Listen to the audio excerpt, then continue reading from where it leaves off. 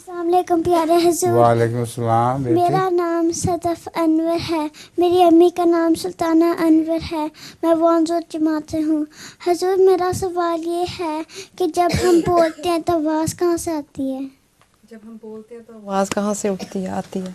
गले के अंदर एक साउंड बॉक्स होता है और ये अल्लाह मियाँ की कुदरत है, किस शान के साथ उसने इंसान को बनाया है। यहाँ गले के अंदर एक सी जगह है, उसको कहते हैं साउंड बॉक्स, और साउंड बॉक्स के अंदर से आवाज़ बनती है सारी।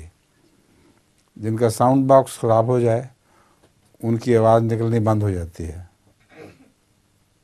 मैं जब जज़ाकल्लाह ऑपरेशन हुजूर। हुआ था तो मेरा साउंड बॉक्स भी वक्ती तौर पर बंद हो गया था।